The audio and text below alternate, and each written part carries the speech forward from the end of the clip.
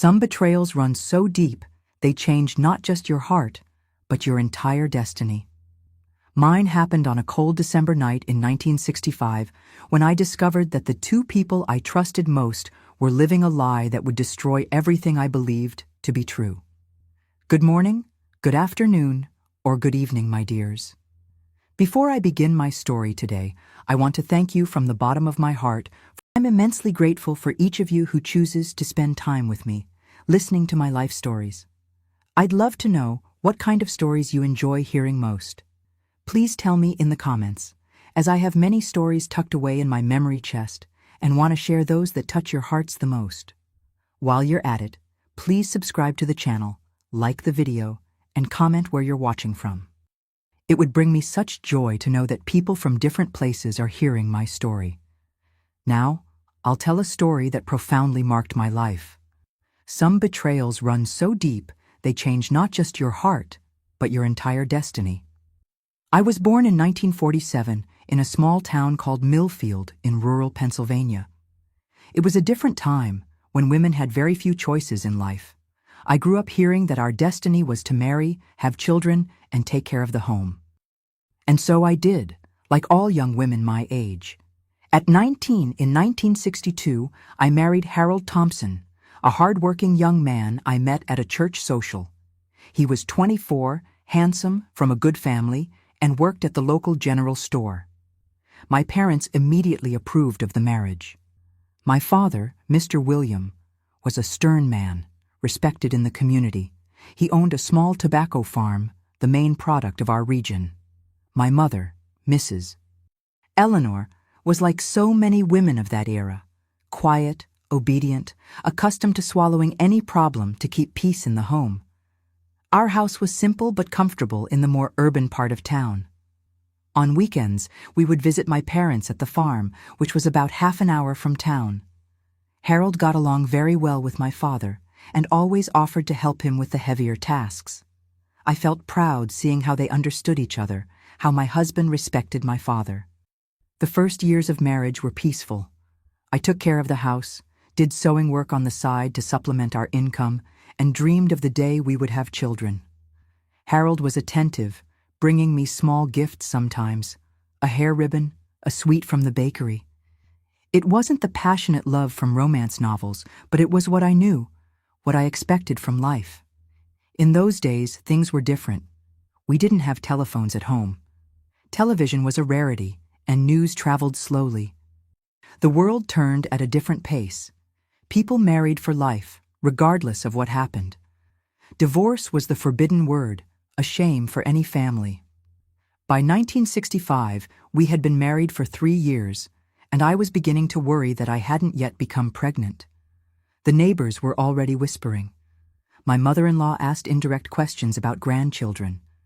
Harold said he didn't mind, that it would happen when God willed it. I prayed every night, asking for a child. It was that winter when things began to change. December 1965 was particularly cold in our region. Heavy frost every morning, the kind of cold that seeps into your bones and doesn't leave, no matter how many wool blankets you use. Harold began leaving earlier for work. "I need to organize the inventory before the customers arrive," he would say. He also started coming home later. "Your father needs help preparing for the harvest. I'm going to the farm after work." I believed him. Why wouldn't I? Trust was the foundation of our marriage, or so I thought. But small things began to bother me. A different smell on his clothes. It wasn't a woman's perfume.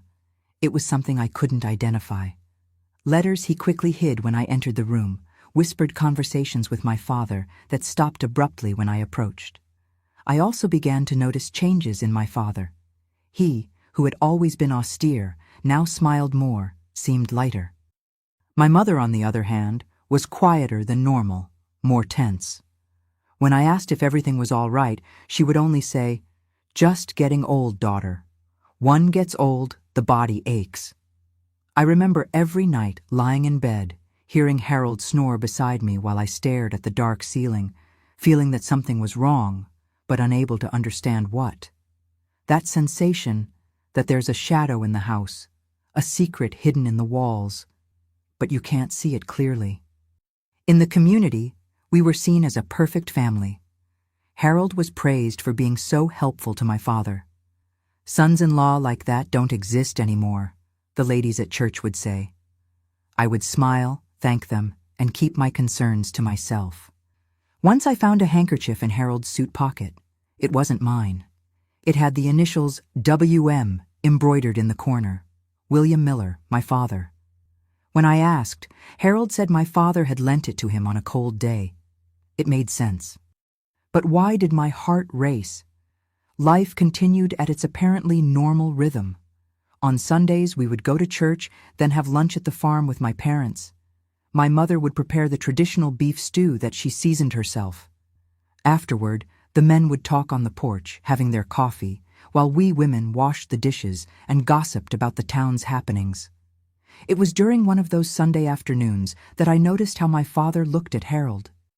It wasn't the look of a father-in-law to a son-in-law. It was something more, something that made me feel a chill down my spine. When our eyes met, my father quickly looked away, feigning interest in the tobacco field in the distance. That night, I couldn't sleep. The pieces were beginning to fit together, but my mind refused to form the complete picture. It was too absurd, too impossible. Not in our family, not in our town, not in that era. The following Wednesday, I was at home sewing a dress for the neighbor's daughter. When I heard knocks at the door, it was my mother, paler than I had ever seen her before. Her hands were trembling, and there was a look in her eyes that frightened me. "May I come in, dear?"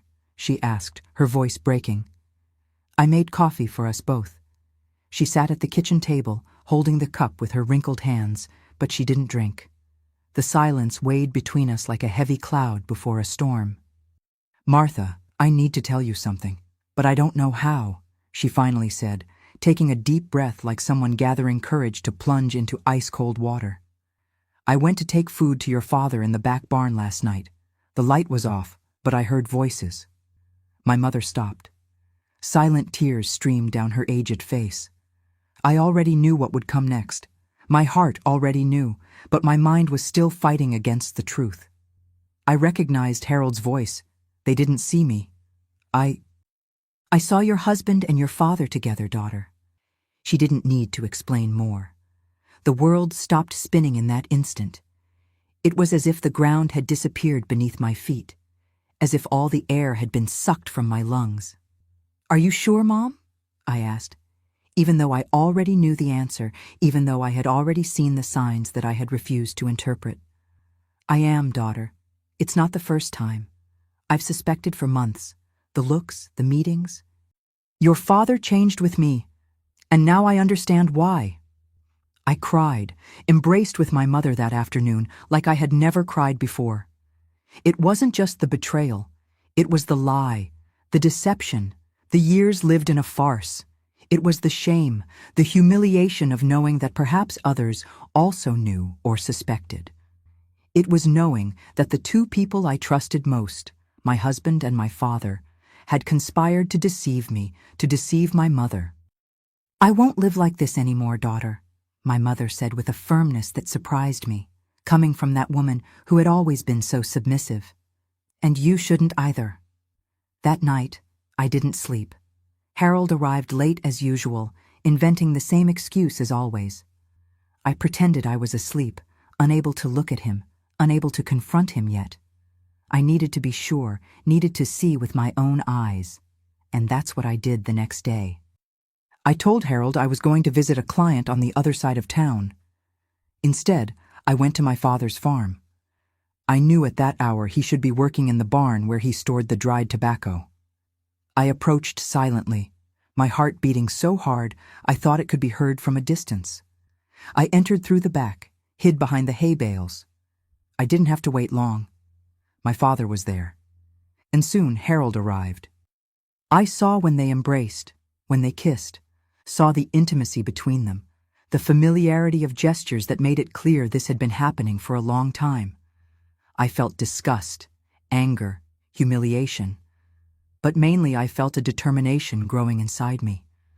I returned home with a fire in my chest that I had never felt before. The tears had dried, giving way to a cold, calculated anger. When my mother arrived later, she saw my look and immediately understood. "You saw too, didn't you?" she asked.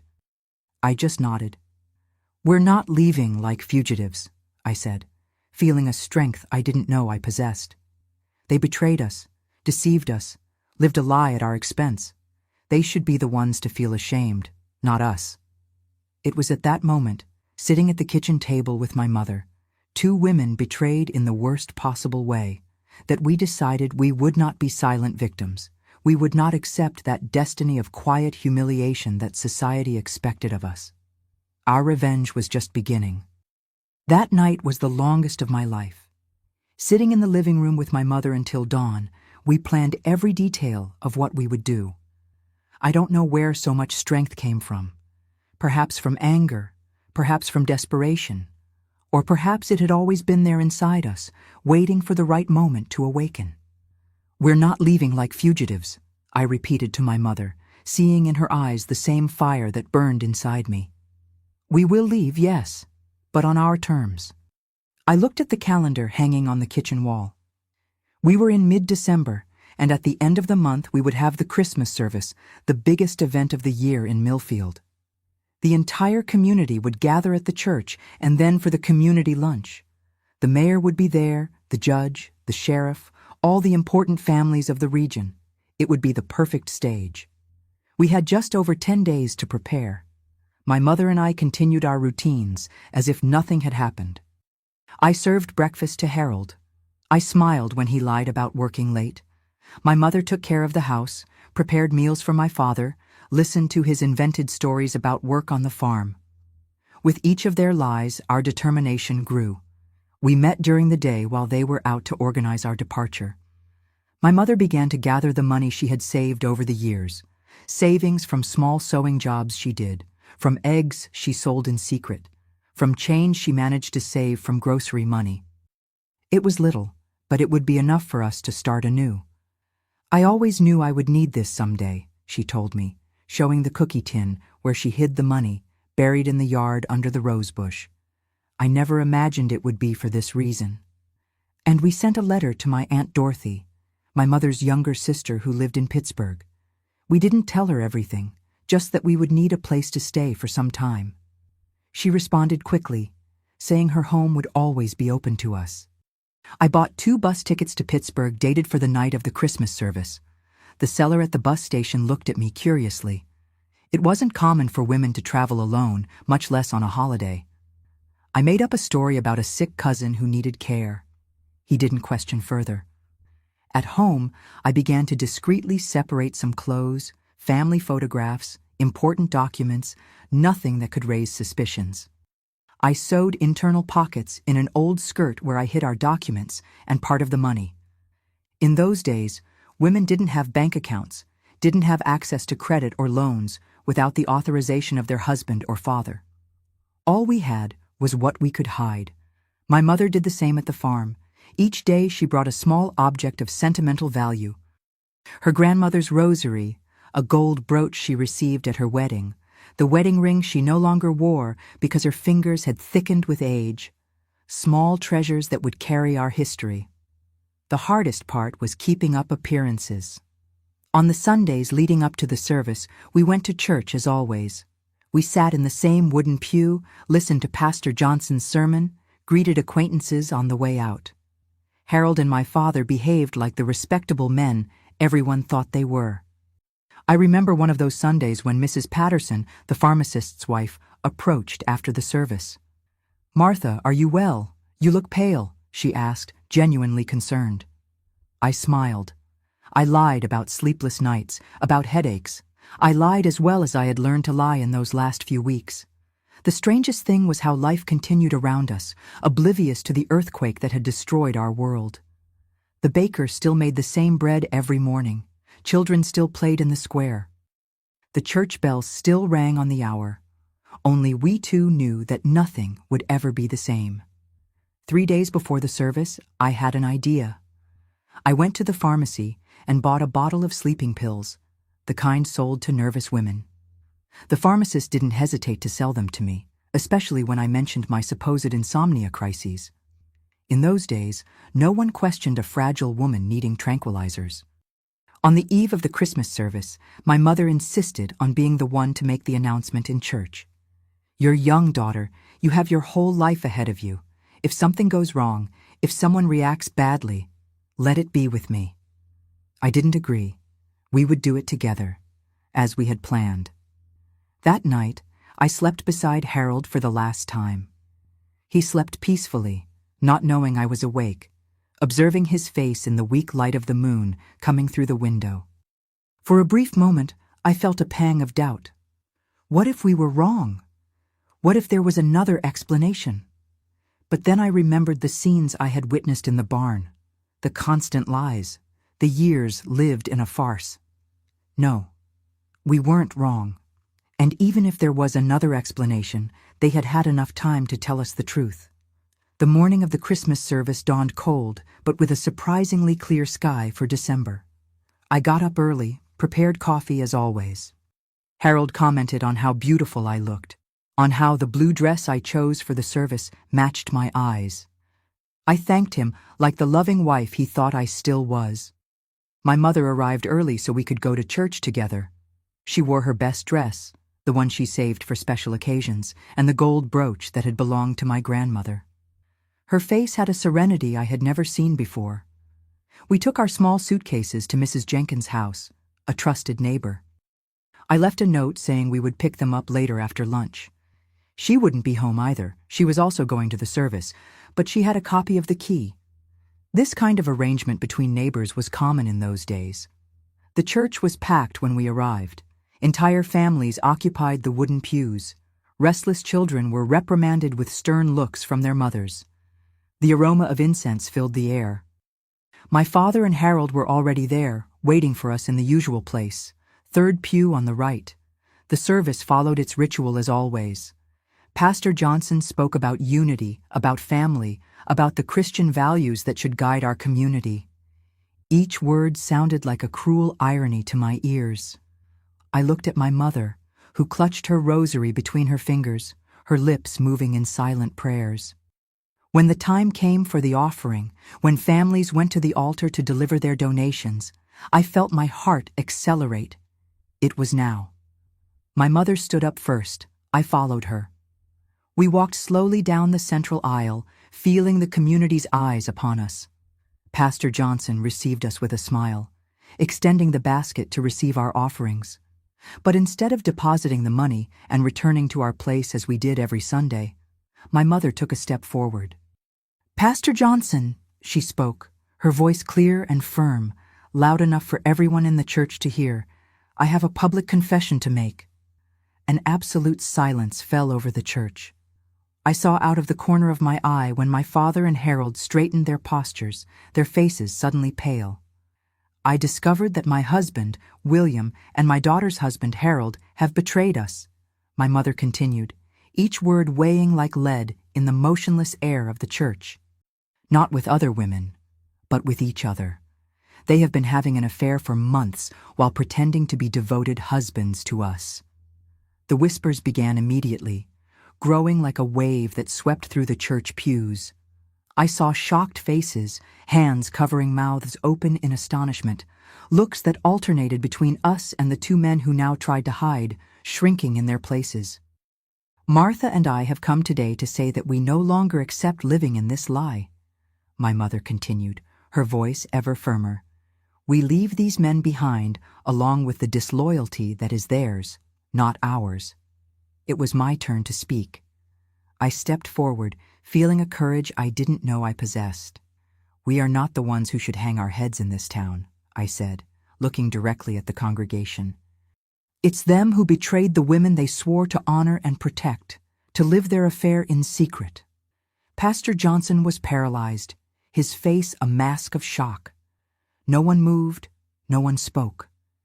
It was as if time had frozen inside that church. Then, with the same dignity with which we entered, my mother and I turned around and walked to the exit. Our steps echoed in the sepulchral silence that had fallen over the church. I felt the gazes following us. I heard the murmurs that were beginning to grow behind us. I didn't look back. I didn't see the reaction of my father or of Harold. I didn't need to see. I knew that at that moment their worlds were crumbling in the same way that ours had crumbled days before. The morning sun greeted us when we opened the church doors. The contrast between the darkness of the interior and the brightness of the day made me blink. It was as if we were emerging from a long tunnel, finally seeing the light. We went straight to Mrs. Jenkins' house, got our suitcases, and headed for the bus station. We didn't go back home, didn't pick up anything beyond what we had already separated. There was nothing there worth more than our dignity. At the bus station, we bought 2 coffees and waited for the bus that would take us to Pittsburgh. Sitting side by side on the wooden bench, we observed the movement of the small town we would soon leave behind. "Do you think we did the right thing, Mom?" I asked, a last pang of doubt hitting me. She took my hand between hers, those hands that had worked so much, that had endured so much. "We did what needed to be done, daughter. The truth is like a difficult birth.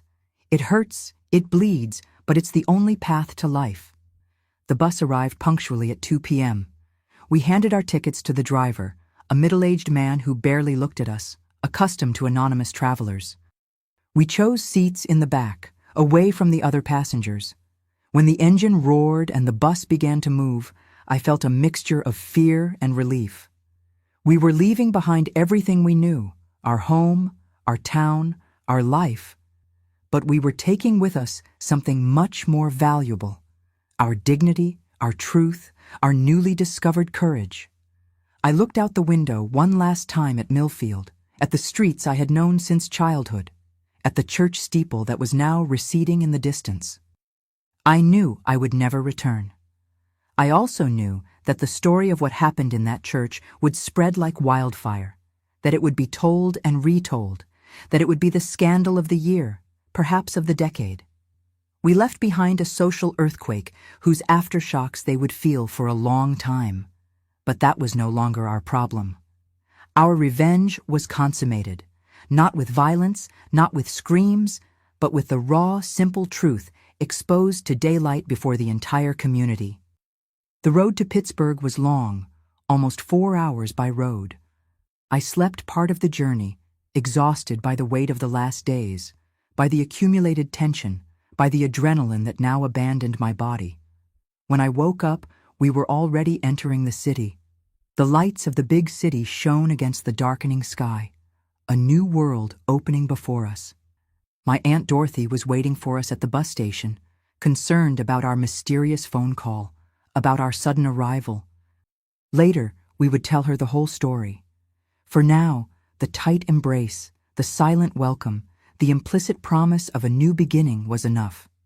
That night, lying on the makeshift bed in my aunt's living room, looking at the unfamiliar ceiling, I realized I had ceased to be the Martha everyone knew, the dedicated wife, the obedient daughter, the woman who accepted her destiny without questioning.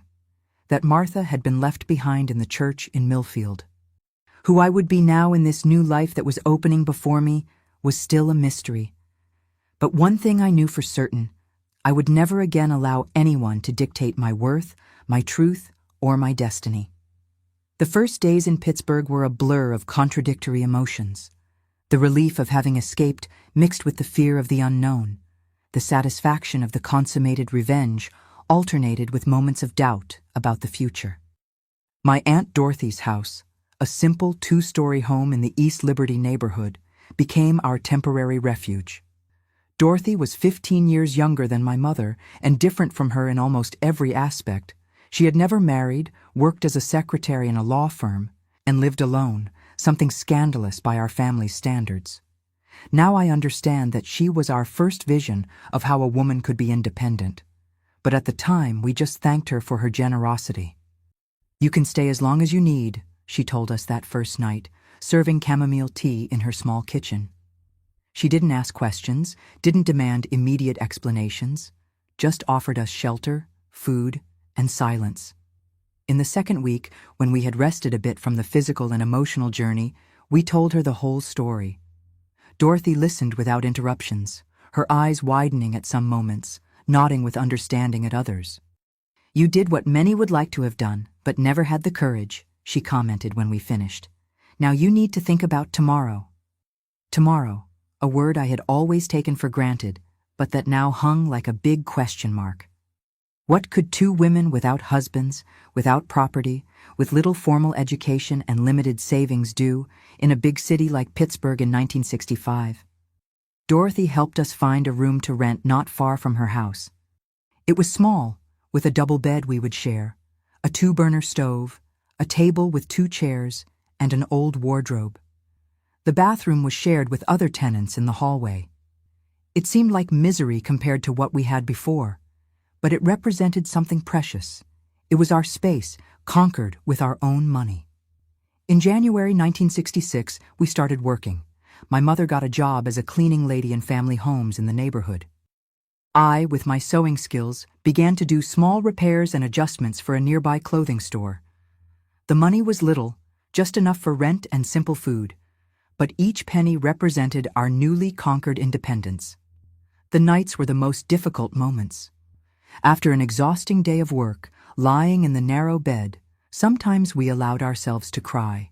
Not from regret, never from regret, but from the mourning of an entire life we had left behind. My mother at 58 had deeper wrinkles now, her hair whitening rapidly, her hands calloused from the heavy work she had never done before. "Was it worth it, daughter?" she asked me one night, her voice almost a whisper in the darkness of the room. "It was, Mom," I responded without hesitating. "We are poor, we are tired, but we are living in truth. That has no price." About 2 months after our arrival, we received the first news from Millfield. A letter from Margaret, my cousin who still lived there. I opened it with trembling hands, my mother at my side, both fearing and yearning for news. Margaret described the chaos we had left behind. Our revelation in the church had been just the beginning. After we left, there was confusion, shouting, denials. My father tried to claim we were crazy, that we had invented everything. Harold simply fled the church, unable to face the accusing looks. In the days that followed, the story ran through town like wildfire. What before were just sighs and glances between two men, something that could be hidden and denied, was now exposed to daylight, impossible to ignore. My father lost customers at the farm. People refused to buy his tobacco. Harold was fired from the store where he worked. Both became pariahs in the community that once respected them.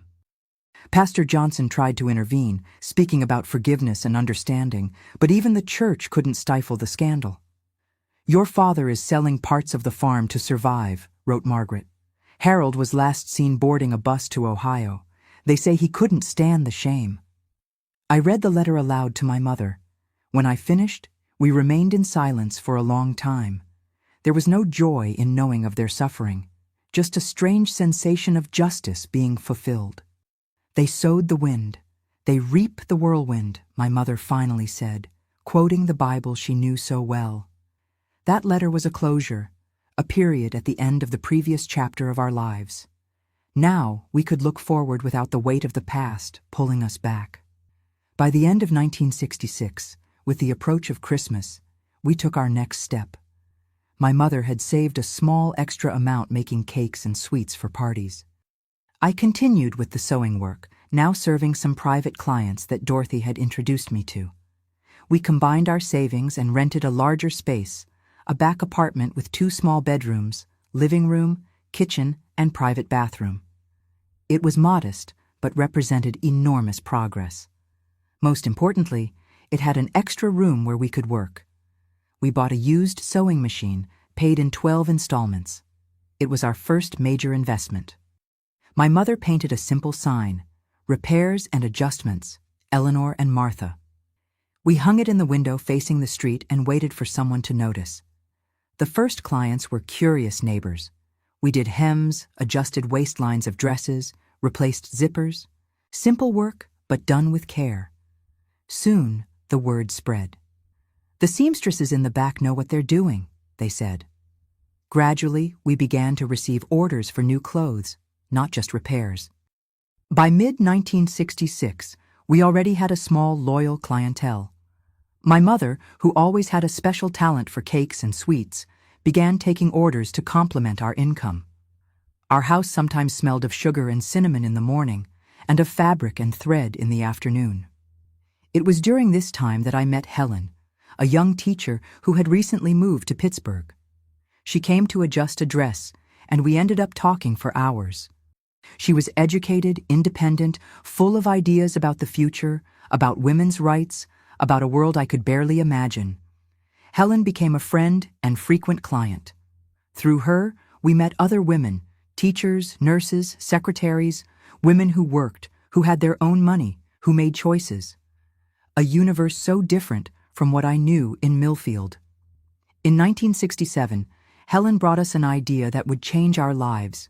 She taught at a school for girls from rural areas who came to study in the city. Many of these girls stayed in expensive boarding houses or with families who exploited them. "You have space here. Why not host 1 or 2 students? You would have extra income and would help these girls," she suggested. The idea seemed absurd at first. Our apartment was small. There was barely space for the 2 of us, but the more we thought about it, the more sense it made. We could reorganize the rooms, perhaps even look for a larger place if it worked out. In February 1968, we received our first boarder. Lucy, 18, came from Erie to study nursing.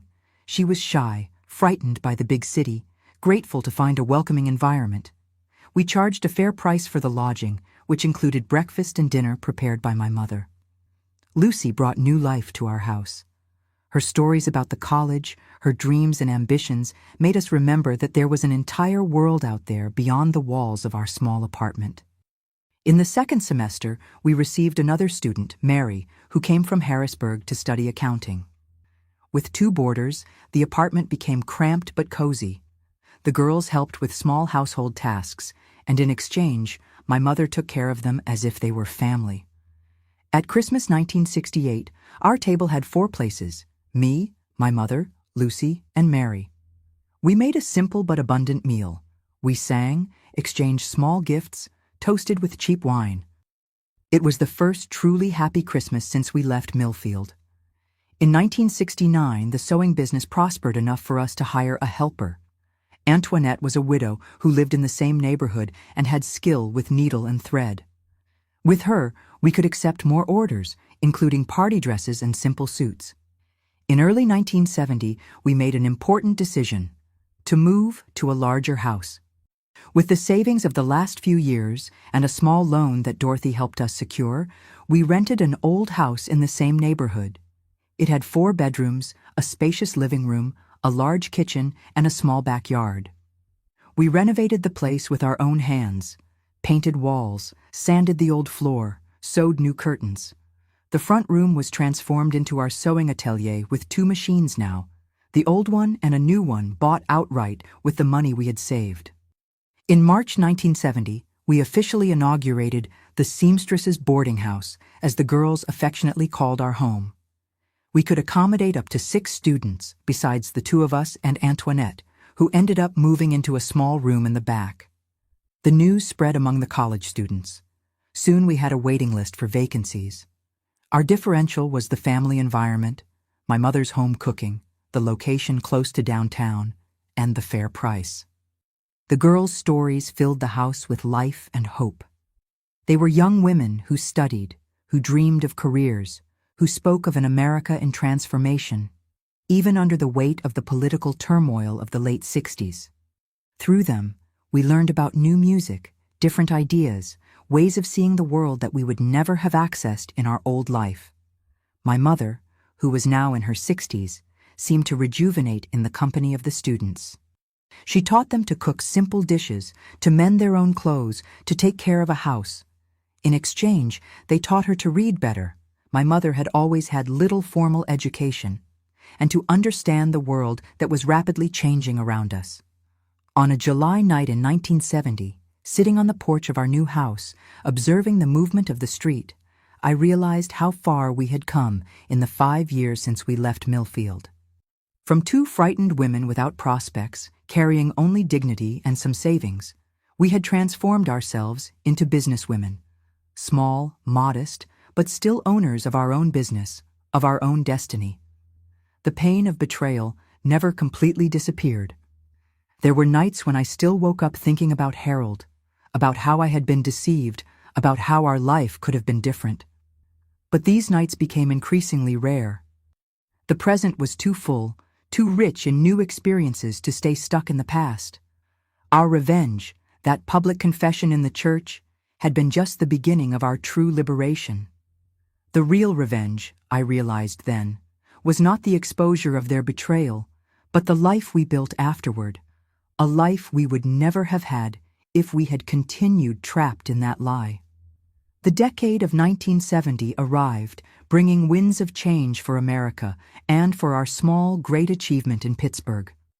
Our boarding house for students prospered, as did the sewing atelier.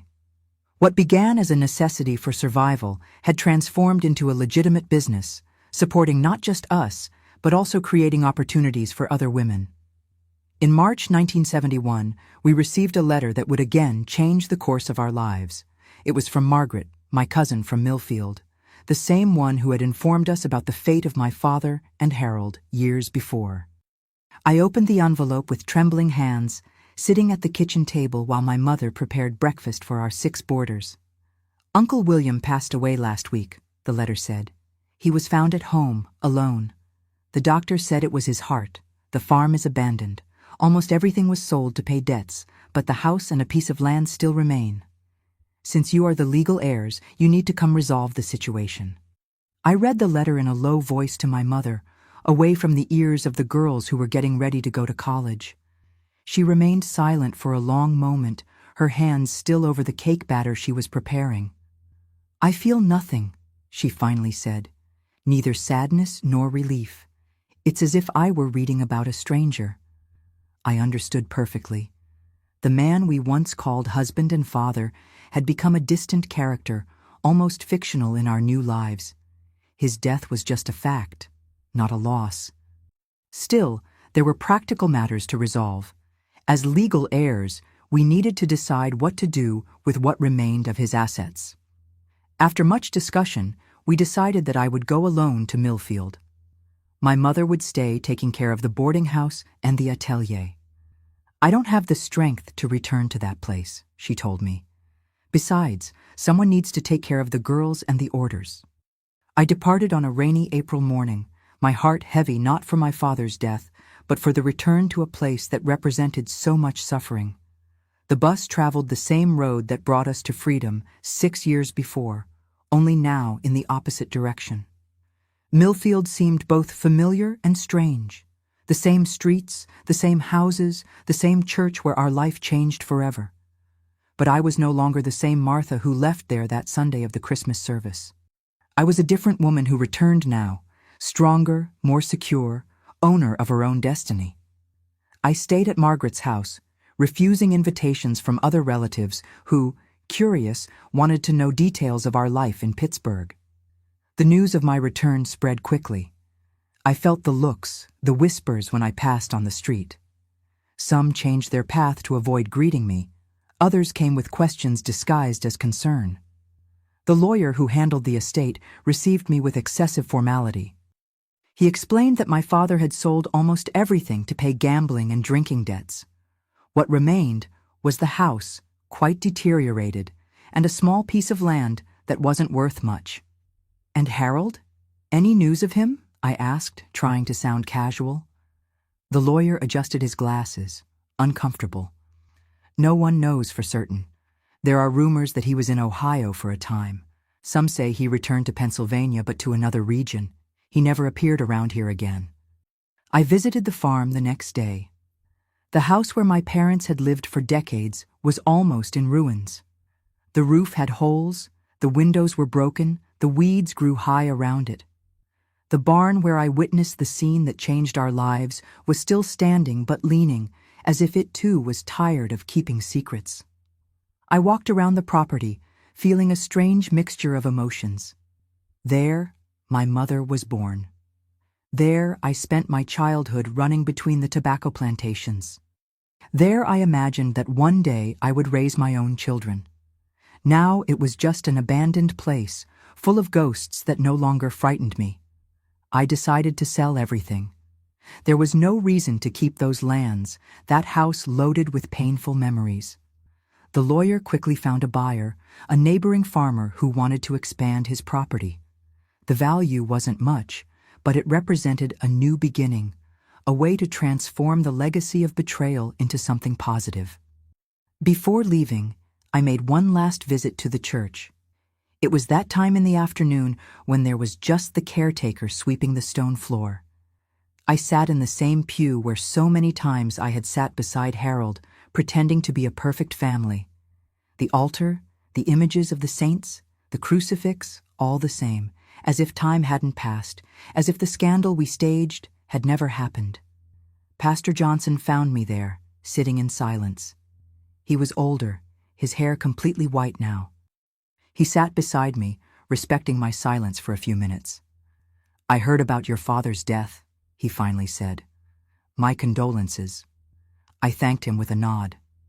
"You did the right thing," he continued, surprising me. At that time, I was shocked. Of course, we all were, but with time I realized it was an act of courage. The truth is not always comfortable, but it is always the way. His words were an unexpected balm. We didn't need approval, my mother and I, but knowing that someone, especially someone like Pastor Johnson, understood our decision brought a sense of closure that I didn't know I still needed.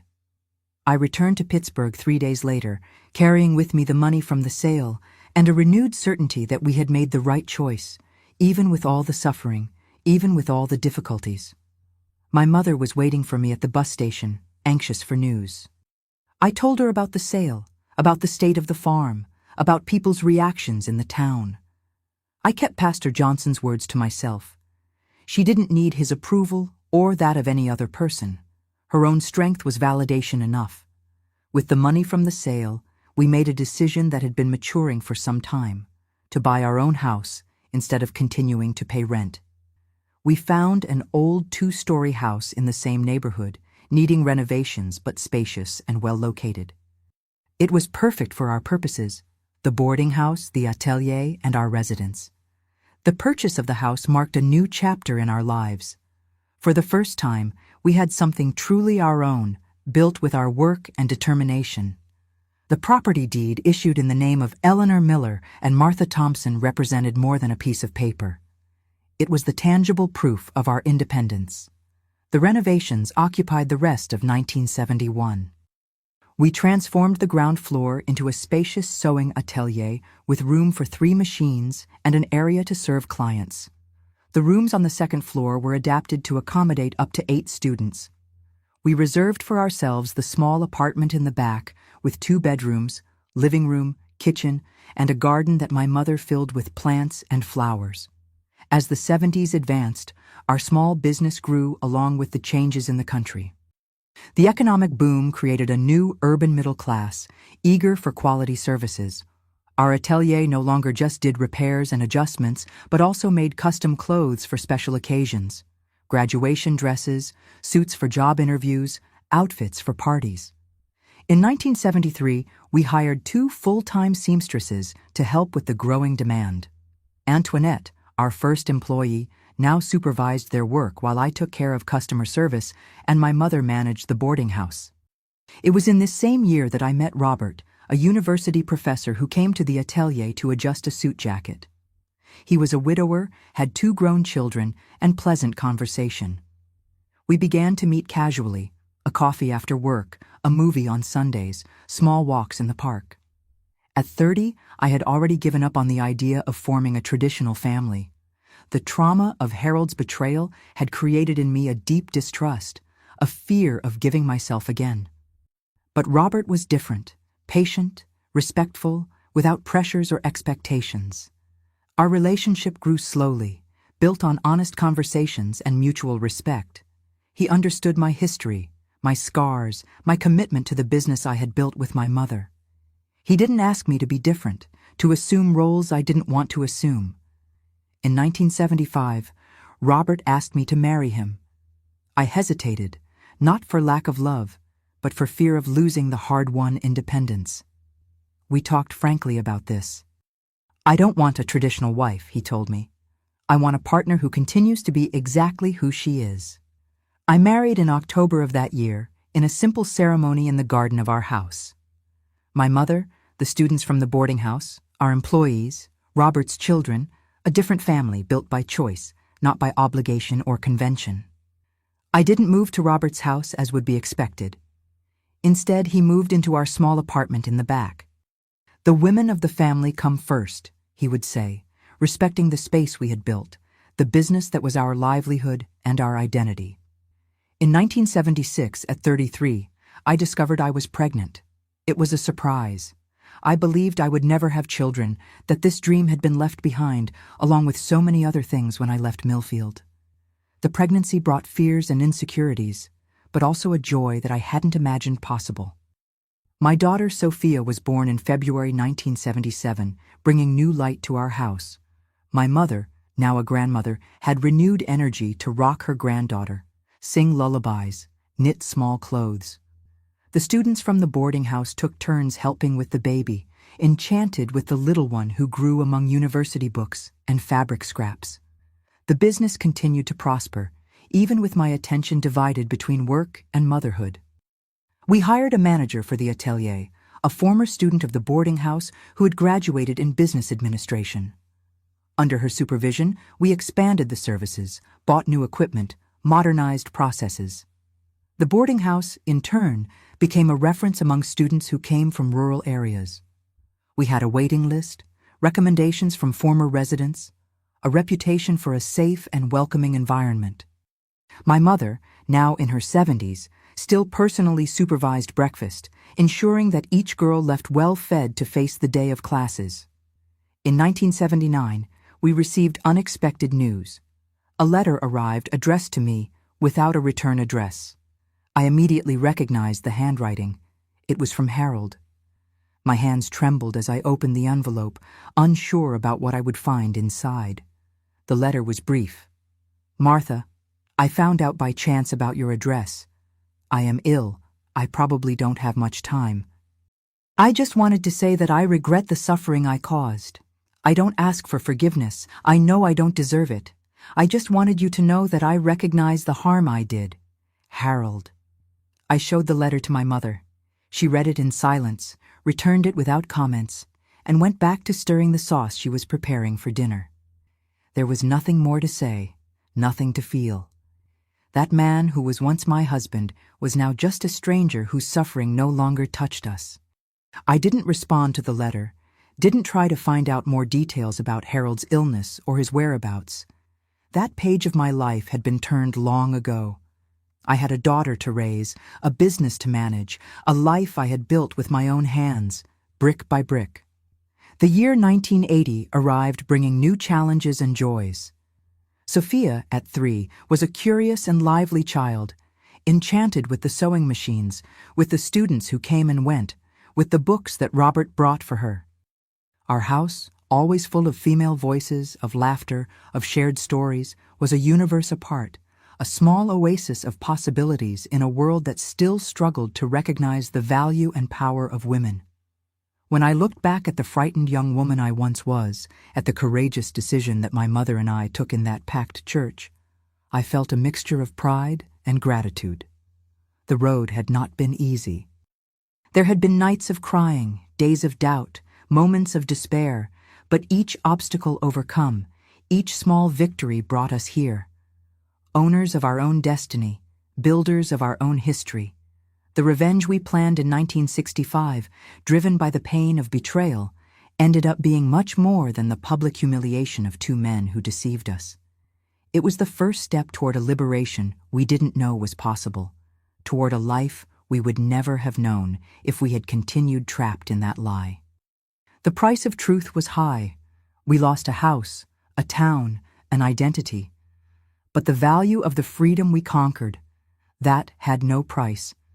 It was the true inheritance we would pass on, not just to my daughter, but to each young woman who passed through our boarding house, to each woman who worked in our atelier, to anyone who crossed our path and saw that it was possible, yes, to rebuild life from the rubble, that it was possible to transform pain into strength, betrayal into liberation. The 1980s arrived with the wind of change blowing strongly through America. While the country transformed, our small, great achievement also evolved, gaining new contours and meanings. Our house, which housed the sewing atelier and the boarding house for students, became a meeting point for women who sought more than a place to live or well-made clothes. It was a space where ideas circulated freely, where young university students discussed politics, women's rights, and dreamed of a different future. In 1982, when Sophia turned 5, I made a decision that surprised many. I went back to school. At 39, I enrolled in a GED program to complete the high school education I had abandoned when I married. Classes were at night, 3 times a week. Robert stayed with our daughter on those days, while I sat among much younger students, absorbing knowledge that had been denied to me in my youth. "It's never too late to learn," my mother would say, now 75, her hair completely white, but her spirit younger than ever. She herself had learned to read better and do more complex calculations with the help of the students we hosted, proving that age was just a number when it came to personal growth. In 1983, a hard blow hit our family. My mother was diagnosed with lung cancer, already at an advanced stage. The doctors gave her a few months to live. The news fell like a bomb on our carefully constructed routine. "Don't cry for me before my time," she told me when she saw my tears. "We have a lot of work ahead." And work we did. In the following months, we organized the business so that it could function without her constant presence. We trained one of the former students, now graduated and working with us, to take over the management of the boarding house. We documented all the recipes that my mother prepared for the girls, her methods of organizing the house, her small secrets that made everything work so well. But it wasn't just the business that needed to be prepared. My mother wanted to leave another type of legacy. On the nights when the pain allowed, she would tell me stories of her childhood in rural Pennsylvania, of her youth, of her marriage to my father. Stories she had never shared before, some sweet, others bitter, all part of who she was, of who I was. "Write it all down," she would ask me. "One day, Sophia will want to know where she came from, who her ancestors were, how we got here."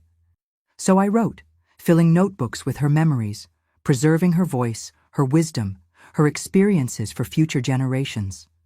It was during these nocturnal conversations that my mother shared something she had kept for all these years. "I knew about your father's meetings with Harold long before that night in the barn," she confessed. "For months, perhaps years, I noticed the signs, the absences, the lies, but I had nowhere to go. I had no way to support myself alone. So I closed my eyes, pretended not to see." "Why didn't you tell me before?" I asked, surprised by this revelation. "Because you were happy in your ignorance, or at least you seemed to be, and because I was afraid of what we would do if you knew. But when I saw your suffering, your growing distrust day after day, I realized we needed to face the truth together." This confession changed my perspective on our story. What I always saw as a moment of sudden discovery for us both, in reality, was the culmination of years of silence and pain for my mother. Her courage was even greater than I had imagined, not just for confronting the truth, but for bearing it alone for so long. My mother passed away in November 1983 on a rainy autumn afternoon. She departed in peace, in her own bed, holding my hand and Sophia's, surrounded by the students from the boarding house who adored her like a grandmother. Her funeral was simple, but the church was packed. Former students of the boarding house, clients of the atelier, neighbors, friends, all touched in some way by that extraordinary woman who reinvented her life at 58. The mourning was deep, but I didn't allow myself to sink into it. There was a business to manage, a daughter to raise, studies to complete. Besides, I knew that the best way to honor my mother was to continue the legacy we had built together. In 1984, I graduated from high school. At 41, I received my diploma wearing a blue suit that I had sewn especially for the occasion. Robert, Sophia, and the entire team from the atelier and the boarding house were there, applauding when my name was called. It was a moment of immense joy and also of reflection. How many doors could have opened if I had had this opportunity earlier? This question led me to a decision that would again change the direction of our family business. In 1985, with the country breathing the fresh air of a new decade, we transformed one of the rooms of the boarding house into a small classroom. There, 2 nights a week, we offered free literacy classes for adult women, domestic workers, cleaning ladies, factory workers who never had a chance to study. The project started small, with just 5 students. We hired a newly graduated teacher, a former resident of our boarding house, and provided basic materials. Soon the number of interested women grew, and we had to open a second class, then a third. We called the project Eleanor's School in honor of my mother, who valued so much the knowledge that had been denied to her in her youth. In 1987, our small educational project gained recognition from the Municipal Education Department. With this official support, we were able to expand the classes to include basic professional training in sewing, cooking, and domestic administration, skills that could help those women achieve financial independence, just as my mother and I had done. In the same year, Sophia, now 10, began to show interest in the family business. After school, she would sit in the atelier, watching the seamstresses work, making small adjustments on scraps, learning the secrets of the craft that had sustained our family for more than 2 decades. "Grandma would be proud of you," I would say, seeing her handle the scissors with the same precision my mother had. The end of the 80s brought new challenges. The fluctuating economy made it increasingly difficult to keep the business profitable. The prices of fabrics would change frequently. The students struggled to pay for the boarding house. The students of Eleanor's School faced even greater difficulties to survive. We adapted, as we always did. We created a system of exchanges. Some students taught at the school in exchange for a reduction in the boarding house monthly fee. Clients of the atelier who couldn't pay in money offered services or products.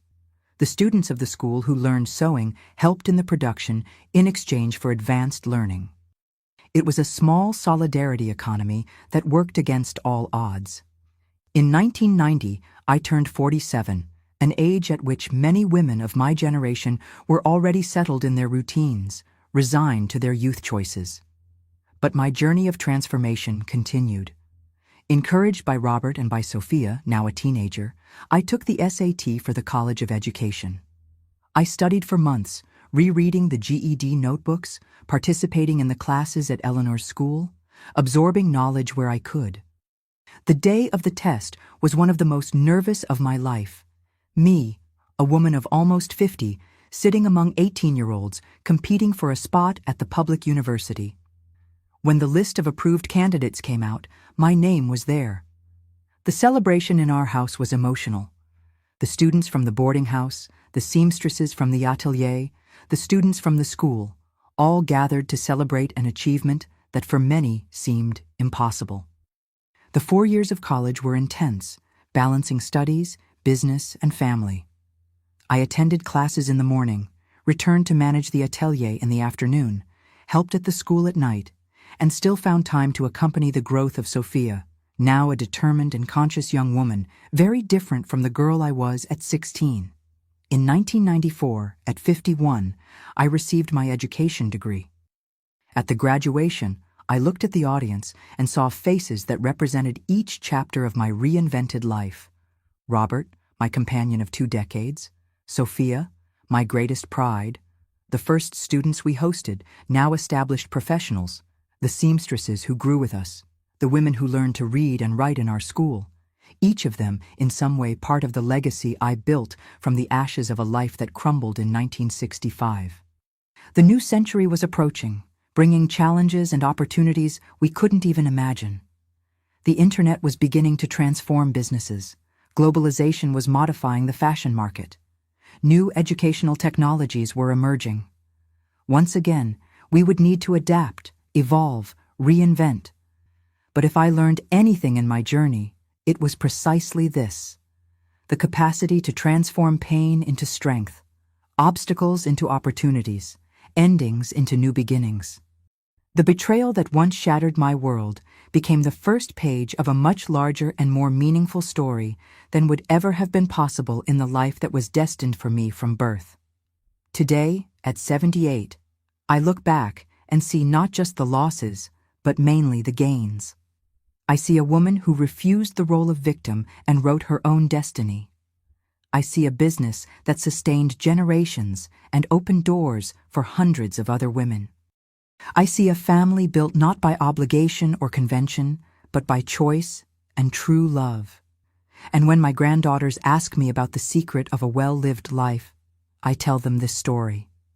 Not for them to feel anger toward the men who betrayed us, but for them to understand that even in the most painful circumstances, we have the power to choose, to remain in the ashes or to be reborn from them, stronger and freer than we ever were. This is my story, my legacy, my final revenge against all who doubted that two women alone, without formal education, without resources, could not only survive but thrive and transform lives. The greatest lesson I learned, and that I leave for you, is this. True freedom begins when we find the courage to live our own truth, no matter the price. Before I say goodbye, I wanted to thank all of you who have accompanied me on this journey of memories. If my story touched your heart in some way, please leave your like, subscribe to the channel to hear other stories like mine, and share with someone who might need to hear that it's always possible to start over. Tell me in the comments where you're watching from, and if you've ever experienced a situation where you needed to find strength to rebuild your life. Your stories deserve to be heard too. Thank you very much, and until next time.